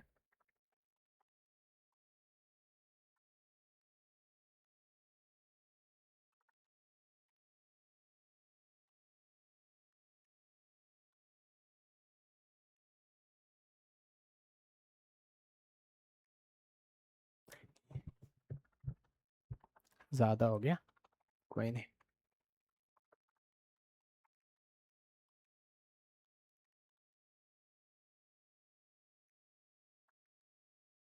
ये है कोई इंसान, ठीक है। इसके अंदर बीच में क्या होगा, बीच में ये ब्रेन है, और ब्रेन से क्या होता है, ये ऐसे स्पाइनल कॉर्ड अटैच होता है, ठीक है। इसे हम लोग क्या कहें, इसे हम लोग कहें सीएनएस। इसे हम लोग क्या कहें, सीएनएस, सेंट्रल नर्वस सिस्टम। अब क्या होता है ना बाबू कि इस सेंट्रल नर्वस सिस्टम से कुछ नर्व्स निकलते हैं। जो ब्रेन से निकलेंगे उसे हम लोग कहते हैं क्रेनियल नर्व्स, ठीक है। एक, दो, तीन, चार, पांच, छ, 7 8 9 10 11 12 12 पेयर होते हैं। 12 इधर से निकलते हैं और 12 इधर से निकलते हैं। 1 2 3 4 5 6 7 8 9 10 11 12। अब क्या होता है, जो स्पाइनल कॉर्ड से नर्व निकलते हैं उसे हम लोग कहते हैं स्पाइनल नर्व्स। तो स्पाइनल कॉर्ड से कितने नर्व्स निकलते हैं, तो देखना मैं बता देता हूं कि आप लोगों को, अगर यहां पर दिखा देता हूं, एक मिनट, कहाँ है, हाँ ठीक है। तो स्पाइनल कॉर्ड से आप लोग का 31 पेयर निकलता है। 1 2 3 4 5 6 7 8 9 10 11 12 13 14 15 16 17 18 19 20 21 22 23 24 25 26 27 28 29 30 31। 31 पेयर कहां से निकलता है, तो ये स्पाइनल कॉर्ड से निकलता है। और ये जो पार्ट था बाबू, ये किसका पार्ट था, तो ये आप लोगों को मैं दिखा रहा हूं। तो ये पार्ट था आप लोग का पेरिफेरल नर्वस सिस्टम का, क्रेनियल नर्व्स और स्पाइनल नर्व्स। अगर यहां पर हम लिख देते हैं तो ये 12 पेयर होता है और ये 31 पेयर होता है। ठीक है। तो क्या होता है ना कि ये सेंट्रल नर्वस सिस्टम को बॉडी के सभी पार्ट से जोड़ता है। उसके बाद यही आगे बढ़ा के ऐसे कनेक्ट कर लेता है, पूरे बॉडी में फैल जाता है, पूरे बॉडी में फैल जाता है। ठीक है, पूरे बॉडी में फैल जाता है, ऐसे पूरे बॉडी में फैल जाता है। ये स्पाइनल हो गया। और अगर हम क्रेनियल की बात करें तो वो क्रेनियल इस टाइप का ऐसे ऐसे फैल जाता है पूरे बॉडी में। तो क्रेनियल से जो निकला वो भी पेरिफेरल नर्वस सिस्टम में आ गया। लेकिन समझ लो डायरेक्ट कि जो जैसे कनेक्ट कर रहा है तो वो हम लोग का नर्वस सिस्टम का टाइप हुआ। ठीक है, यहां पर समझ में आया। तो अब यहां पर अगर हम टॉपिक को डेराइव करते हैं तो सेंट्रल नर्वस सिस्टम में ब्रेन और स्पाइनल कॉर्ड आ गया। पेरिफेरल में हम लोग का क्या गया आया, तो पीएनएस, जिसे हम लोग कहते हैं पेरिफेरल नर्वस सिस्टम। उसमें सबसे पहले हम लोगों ने देखा कि क्रेनियल नर्व्स आए। क्रेनियल नर्व्स कितना पेयर होता है, तो ये आप लोग को पता है 12 पेयर होता है। उसके बाद आया स्पाइनल नर्व्स,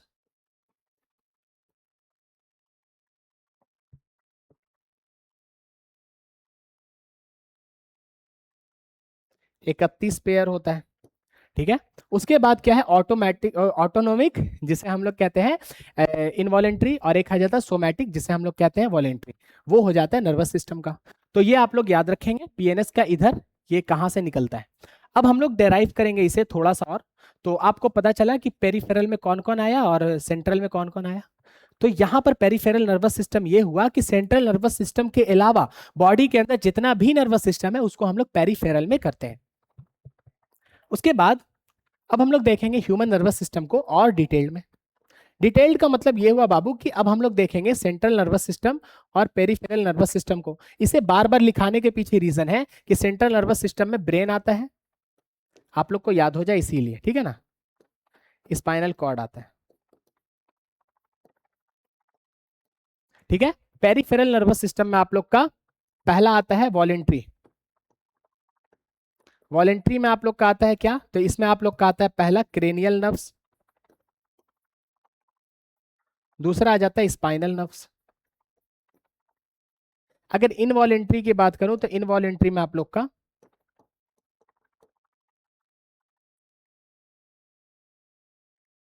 इनवॉलेंट्री में आप लोग का क्या आता है बाबू, तो इनवॉलेंट्री में आप लोग का आ जाता है ऑटोनोमिक, सॉरी, इनवॉलेंट्री में आप लोग का आ जाता है पहला सिंपैथेटिक और दूसरा आ जाता है पैरासिम्पैथेटिक। इसे आप लोग ऐसे याद करके चलते बढ़ना। उसके बाद हम लोग सेंट्रल नर्वस सिस्टम की बात करें, अगर सेंट्रल नर्वस सिस्टम को डिटेल्ड में देखें तो हमें पता चलेगा ब्रेन और स्पाइनल कॉर्ड के बारे में। अब इसको हम थोड़ा डेप्थ में समझते हैं। ब्रेन को बस हम अभी थोड़ा सा डिवाइड किए, थोड़ा सा आगे डेप्थ में ब्रेन पे एक आप लोग का स्पेसिफिक लेक्चर आएगा, ठीक है। तो ब्रेन क्या होता है, ये upper most part of the central nervous system. Central nervous system का सबसे अपर मोस्ट, जिसे कहते हैं सबसे ऊपर का पार्ट होता है। साइज की बात करें तो ये लगभग 1200 से लेकर 1400 ग्राम तक का वेट में होता है, ठीक है। फीमेल में 100 ग्राम कम होता है दिमाग। इंसेफेलॉजी किसे कहते हैं, ये बहुत ही इंपॉर्टेंट टॉपिक है। तो ये कहते हैं स्टडी ऑफ, इंसेफेलॉजी के बारे में अगर मैं बता रहा हूं कि तो स्टडी ऑफ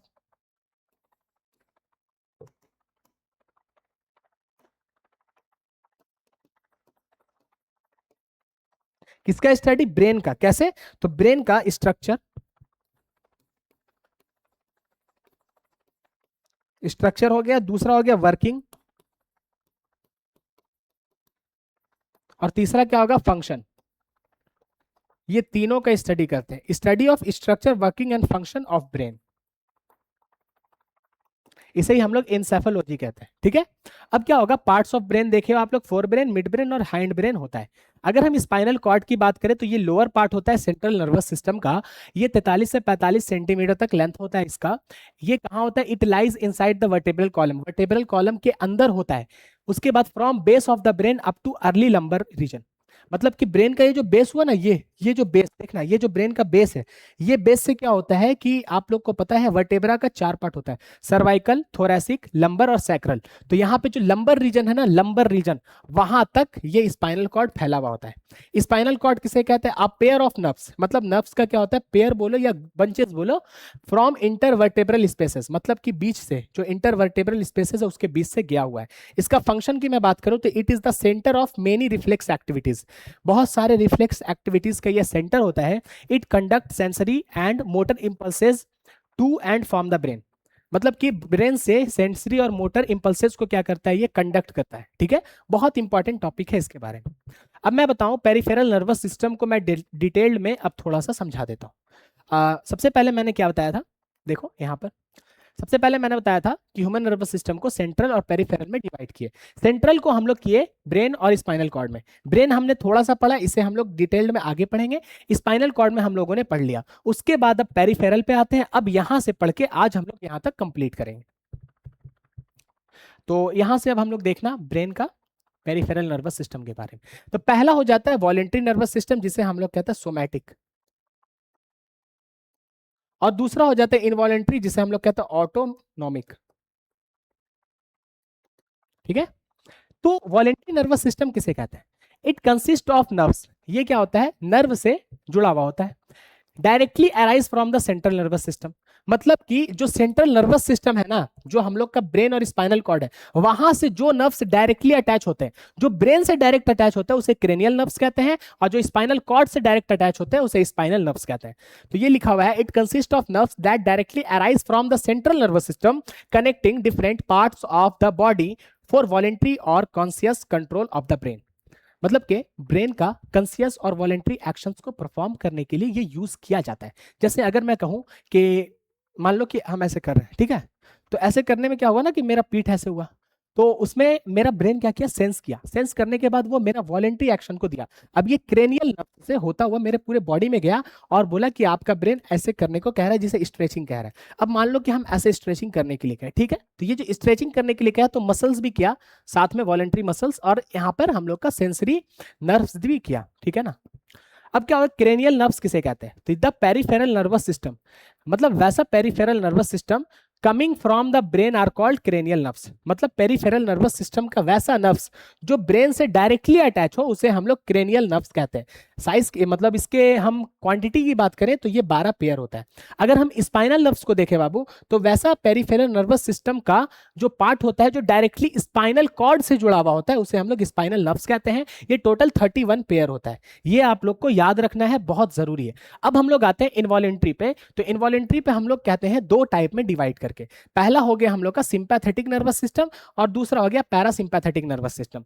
अब ये दोनों को हम पहले समझते हैं, और सॉरी यहां पर लिखा हुआ है, ये दोनों को हम पहले इधर समझते हैं, सिंपैथेटिक और पैरासिम्पैथेटिक को।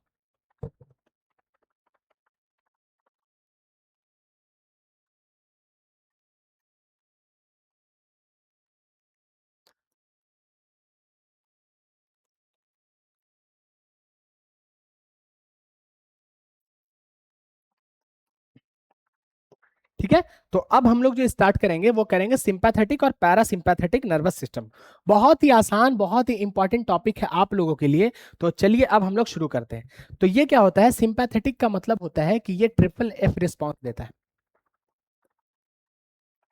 मतलब कि आप लोग पढ़े होंगे ट्रिपल एफ। ट्रिपल एफ का मतलब ये हुआ बाबू कि जब भी कभी इंसान फियर, या तो डरेगा, फाइट तब क्या करेगा, या तो लड़ेगा, फियर मतलब जब डरेगा तो वो लड़ेगा या भाग जाएगा।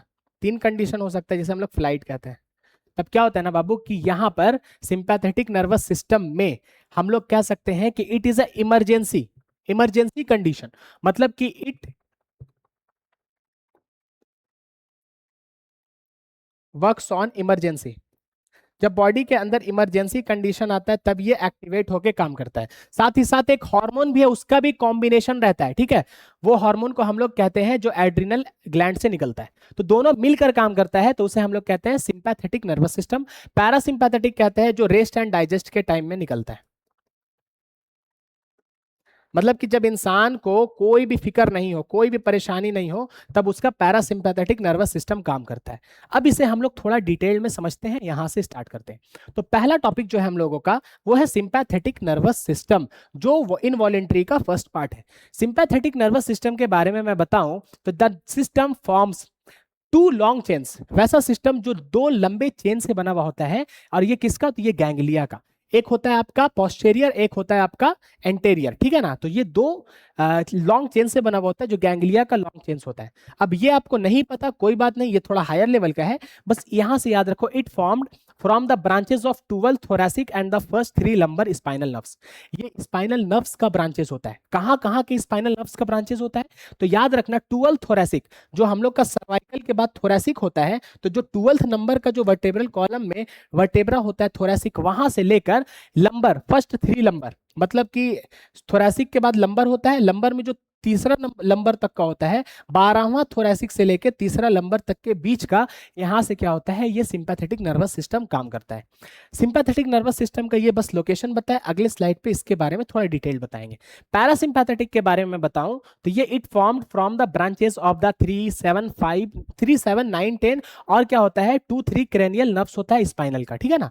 देखो हम बता देते हैं, पैरासिम्पैथेटिक जो होता है उसमें 3, 7, 9 और 10 शायद, हाँ, ये जो है ये 3, 7, 9, 10 ये क्या हो जाता है, ये क्रेनियल नर्व्स आ जाता है।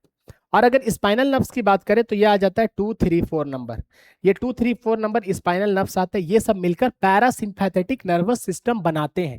और अगर मैं सिंपैथेटिक की बात करूं तो सिंपैथेटिक में आपका जो T12 है, मतलब 12वें नंबर के थोरैसिक से लेकर तीसरे नंबर तक के लंबर तक का जो साइज होता है, वहां के बीच का जो स्ट्रक्चर बनाता है, वो सिंपैथेटिक नर्वस सिस्टम बनाता है।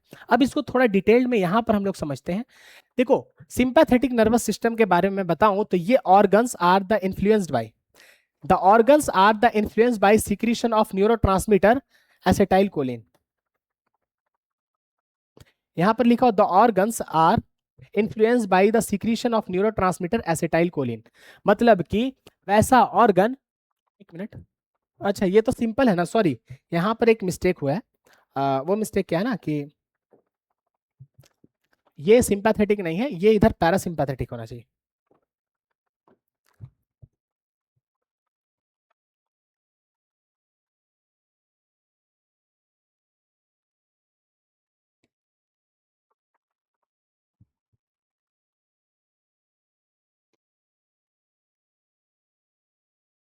ये इधर सिंपैथेटिक नर्वस सिस्टम लिखा हुआ है और इधर लिखा हुआ आप लोगों का पैरासिम्पैथेटिक, तो थोड़ा सा आप लोग सपोर्ट करो, यहाँ पे गलती से लिखा गया होगा।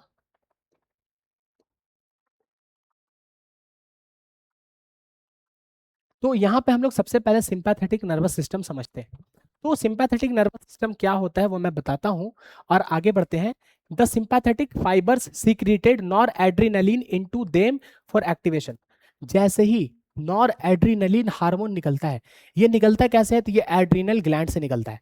कब निकलता है? जब कोई इंसान या तो डर जाएगा या तो उसको ऐसा लगेगा कि अब उसके जान को खतरा है, तब निकलता है। आप मान लो कि एक अंधेरा रूम में हो, अब अंधेरा रूम में हो और आपको कोई डरा दे चुड़ैल, आपका रोंगटा खड़ा हो जाएगा और जो खिड़की उड़की दिखेगा तोड़ ताड़ के भागोगे, ठीक है। दूसरा कंडीशन, आपको रात में अगर कुत्ता दौड़ा दे तो आप कैसे भागोगे? इतना स्पीड भागोगे कि जिंदगी में कभी उतना स्पीड नहीं भागे होगे। तो वो है ना आप लोग का सिंपैथेटिक नर्वस सिस्टम वहां पे एक्टिवेट हो जाता है। वो एक्टिवेट कौन करता है? तो इसका जो स्विच होता है, वो स्विच है इसका, कौन पता है? इसका स्विच है एक हार्मोन जिसे हम लोग कह रहे हैं नॉर एड्रीनलिन, ठीक है। तो नॉर एड्रीनलिन क्या होता है? ये एक हार्मोन है जो यहाँ पर सिक्रीट होता है एड्रीनल ग्लैंड से। तो वही क्या होता है, इसका स्विच होता है। तो ये क्या करता है, नॉर एड्रीनलिन हार्मोन जैसे ही स्विच होता है, जैसे ही निकलना स्टार्ट होता है, तो वो एक्टिवेट कर देता है सिंपैथेटिक नर्वस सिस्टम को। ऐसे ये नॉर्मल में ये एक्टिवेट नहीं रहता है, लेकिन जैसे ही वो निकलता है तो वो इसे एक्टिवेट करता है। अब सिंपैथेटिक नर्वस सिस्टम क्या करेगा, ये specialised prepare body for emergency, ये बॉडी को क्या करता है कि इमरजेंसी के लिए तैयार कर देता है। अब इमरजेंसी क्या, तो ये एक हार्मोन जो होता है एड्रीनलिन, वो हार्मोन का सिक्रीशंस को बढ़ा देता है। अब ये क्या करेगा कि ये बॉडी को एकदम तैयार कर देगा, मतलब कि हार्ट बीट हाई कर देगा। ऑक्सीजन, अब सांस लेना भी हम लोग को ज्यादा पड़ेगा, क्योंकि जब हार्ट बीट हाई होगा तो क्या ब्लड ज्यादा पंप करेगा, एनर्जी ज्यादा चाहिए, वहां पे डाइजेशन का प्रोसेस रुक जाएगा। अब देखना, it causes constriction for peripheral vessels, increase blood supply to heart, increased heart beat, higher breathing rate और डायलेशन ऑफ प्यूपिल। प्यूपिल का डायलेशन कर देगा, मतलब प्यूपिल को क्या थोड़ा बड़ा कर देगा। आदमी डरता है तो कैसे हो जाता है, ऐसे ऐसे हो जाता है, ठीक है। तो प्यूपिल का डायलेशन कर देगा, हार्ट बीट को इंक्रीज कर देगा, और क्या कर देगा, तो in higher breathing in rate, मतलब जो सांस लेने का भी है वो बढ़ा देगा। क्यों बढ़ाएगा सांस लेना, क्योंकि नंबर्स ऑफ ब्रीदिंग रेट इसलिए बढ़ा देगा कि ऑक्सीजन ज्यादा चाहिए। साथ ही साथ increase blood supply, blood supply heart की तरफ बढ़ा देगा, क्योंकि बॉडी में एनर्जी ज्यादा चाहिए। और क्या हो जाएगा, जो पेरिफेरल ब्लीडिंग होता है, पेरिफेरल ब्लड वेजल्स होता है, जो आसपास के ब्लड वेसल्स होते हैं, उसको पतला कर देगा। पतला करने से बीपी हाई हो जाता है, ब्लड प्रेशर क्या हो जाता है, हाई हो जाता है, जिसकी वजह से क्या होता है, इंसान बहुत तेजी में काम कर सकता है। पैरासिम्पैथेटिक मतलब नॉर्मल मस्त झक्कास लाइफ, जिसे कहते हैं ना एकदम ऑसम लाइफ, बस वही है। इसमें क्या होता है, ऑर्गन इन्फ्लुएंस बाई जो नॉर्मल सिक्रीशन होते हैं, जिसे एसिटाइल कोलिन कहते हैं, वो न्यूरोट्रांसमीटर निकलता है। अब सुनना, एक चीज हम बताए थे जो अब आप लोग को हम समझाएंगे। यहां पर हम बताए थे आप लोगों को बाबू कि यहाँ पे दो आप लोग का न्यूरोट्रांसमीटर निकलता है। एसिटाइल कोलिन जो न्यूरोट्रांसमीटर निकलता है ना, ये आप लोग का नॉर्मल कंडीशन में निकलता है। नॉर्मल कंडीशन का मतलब होता है, ये आप लोग का कब निकलता है, तो ये आप लोग का जब पैरासिम्पैथेटिक नर्वस सिस्टम काम करेगा तब निकलेगा। और पैरासिम्पैथेटिक कब करता है बाबू, जब आप लोग के बॉडी में कोई बर्डन नहीं रहता, तो ये रेस्ट और डाइजेस्ट के टाइम में करता है, ठीक है। और ये जो नॉर एड्रेनलिन लिखाए थे ना, ये अब समझ में आएगा कि ये क्या था। ये आप लोग के बुक में नहीं था, लेकिन हम लिखाएं। ये काम करता है आप लोग के सिंपैथेटिक नर्वस सिस्टम के एक्टिवेशन के टाइम। जब सिंपैथेटिक नर्वस सिस्टम एक्टिवेट हो जाएगा, मान लो ये एसिटाइल कोलिन था, ये आप लोग का नॉर एड्रेनलिन है, तो ये बहुत ज्यादा एक्टिवेट हो जाएगा और इसमें एनर्जी बहुत ज्यादा रहता है। तो नॉर एड्रेनलिन कब स्टार्ट होगा, तो ये हो जाएगा आप लोग का फियर, फाइट और फ्लाइट, मतलब कि इमरजेंसी केस में। इमरजेंसी केस में जब ये एक्टिवेट होगा, तो यहां पे मैं बता देता हूं, इमरजेंसी केस का मतलब सिंपैथेटिक नर्वस सिस्टम का केस में।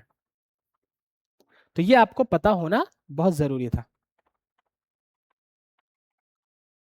ठीक है। तो यहां पे अब आप लोग को समझ में आया होगा कि एसिटाइल कोलिन कब स्टार्ट होता है, तो ये पैरासिम्पैथेटिक में, और यहां पे नॉर एड्रीनलिन कब सीक्रेट होता है, तो ये सिंपैथेटिक में।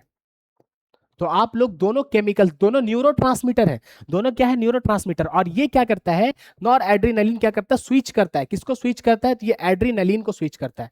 एड्रीनलिन क्या है, तो ये एक हार्मोन है, ठीक है ना। नॉर एड्रीनलिन भी एक हार्मोन है, लेकिन ये जो हार्मोन है ये आपका स्पेसिफिक काम करता है कहाँ पे, तो सिंपैथेटिक नर्वस सिस्टम के एक्टिवेशन के टाइम में ये काम करता है, ठीक है ना। तो ये स्विच है, ये बोलो या ये बोलो, दोनों क्या है, एक हार्मोन है, ठीक है ना। नॉर एड्रीनलिन और एड्रीनलिन दोनों हार्मोन है, दोनों के स्विच से ये सिंपैथेटिक नर्वस सिस्टम एक्टिवेट होता है। अब देखेंगे पैरासिम्पैथेटिक नर्वस सिस्टम में क्या आता है। तो इसमें मॉडरेट और reduce heart beat, heart beat क्या होगा, नॉर्मल होगा। और क्या होगा, तो इसमें reduce blood pressure, blood pressure low हो जाता है। ब्लड प्रेशर लो मतलब क्या हो जाएगा, तो पेरिफेरल नर्वस सिस्टम में जो पेरिफेरल ब्लड वेसल्स होते हैं, जो ब्लड वेसल्स उसका जो साइज यहाँ पे पतला हुआ था, कॉन्स्ट्रिक्स हुआ था, उसको क्या करता है, डायलेट कर देता है, थोड़ा बड़ा कर देता है। अब बड़ा करेगा तो क्या होगा, ब्लड प्रेशर ऑटोमेटिक लो होगा।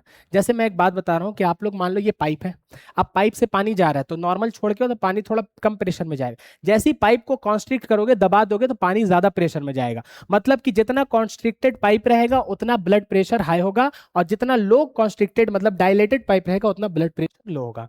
अब क्या हो जाएगा, तो यहाँ पर dilates peripheral blood vessels, blood vessels को क्या करता है, थोड़ा मोटा कर देता है। कॉन्स्ट्रिक्ट प्यूपिल, प्यूपिल को छोटा कर देता है, क्योंकि नॉर्मल कंडीशन है।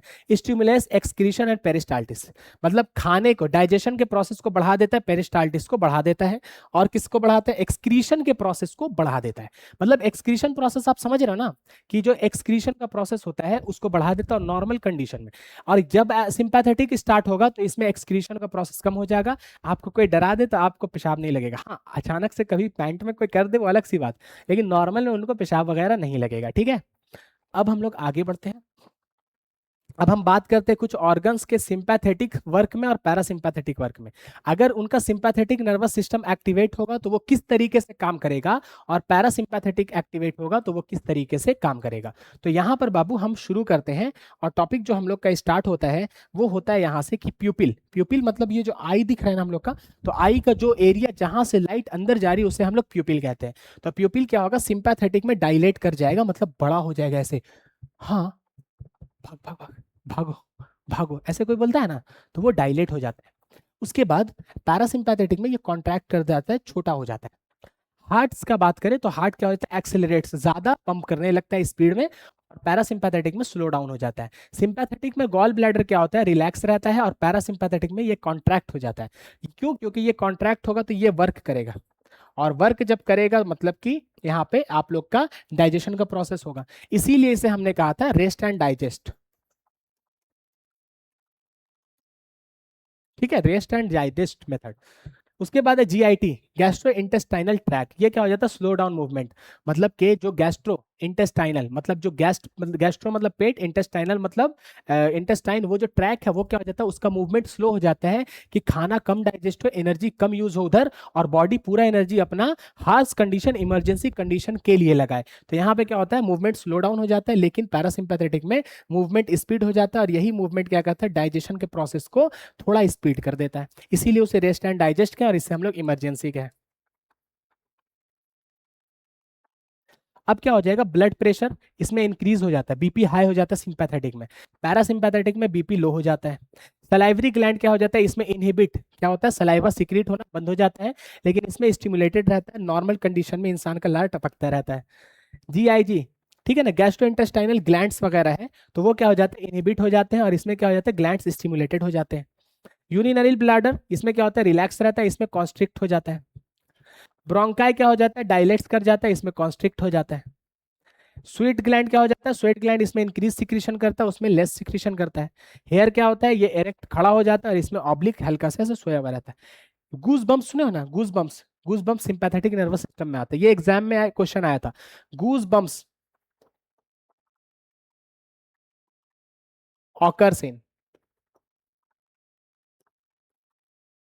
गूज बम्स कौन ऐसा नर्वस सिस्टम के इन्फ्लुएंस में ऑकर होता है, तो सिंपैथेटिक नर्वस सिस्टम। अब देखो आप लोग समझ लो, नॉर्मल अगर हम बताएं तो यहां पर एक स्लाइड में लेता हूं। सिंपैथेटिक का मतलब होता है कि वो रेस्ट एंड डाइजेस्ट नहीं, बल्कि वो इमरजेंसी कंडीशन में काम करता है। अब देखो, आज हम लोग जो बात किए हैं वो है सिंपैथेटिक नर्वस सिस्टम और पैरासिम्पैथेटिक नर्वस सिस्टम क्या होता है। सिंपैथेटिक नर्वस सिस्टम इमरजेंसी में काम करता है, parasympathetic nervous system rest and digest के इन्फ्लुएंस में काम करता है। सिंपैथेटिक नर्वस सिस्टम तब एक्टिवेट होता है जब बॉडी के अंदर एड्रीनलिन और नॉर एड्रीनलिन हार्मोन का सिक्रीशन होता है। पैरासिम्पैथेटिक नर्वस सिस्टम तब एक्टिवेट होता है जब उसके अंदर एसिटाइल कोलिन काम करता है। अगर दोनों में हम डिफरेंस की बात करें तो parasympathetic nervous system normal condition और नॉर्मल बिहेवियर को यूज करता है। जैसे अगर डाइजेशन की बात करें तो डाइजेशन के प्रोसेस को वो इंक्रीज करता है, और उसके अलावा जो भी प्रोसेस नॉर्मल कंडीशन में लोग करते हैं उसे इंक्रीज करता है। अगर हम बात करें सिंपैथेटिक नर्वस सिस्टम की, तो उसमें इमरजेंसी प्रोसेस होता है। जैसे अगर कोई इंसान डर जाए, फियर, या कोई इंसान फाट करे तो उसे कहते हैं फाइट, और या कोई इंसान फ्लाइट कर जाए, भाग जाए, तो उसे हम लोग कहते हैं फ्लाइट। ये तीन कंडीशन में वो निकलता है, और वो तीन कंडीशन में जैसे ही हार्मोन निकलेगा, एड्रीनलिन और नॉर एड्रीनलिन, तब क्या होगा कि सिंपैथेटिक नर्वस सिस्टम एक्टिवेट होकर काम करना शुरू कर देगा। तो ये आप लोग का डिफरेंस था सिंपैथेटिक और पैरासिम्पैथेटिक नर्वस सिस्टम के बीच में। तो फिर मिलते हैं हम लोग नेक्स्ट वीडियो में। उससे पहले हम लोग यहाँ पर नेक्स्ट वीडियो में मिलते हैं बाबू। अगर किन्हीं को कोई डाउट है तो फिर बताना। हाँ, नेक्स्ट वीडियो में मिलते हैं। आज की क्लास यहीं पे ख़त्म करते हैं, तब तक के लिए टेक केयर, बाय बाय।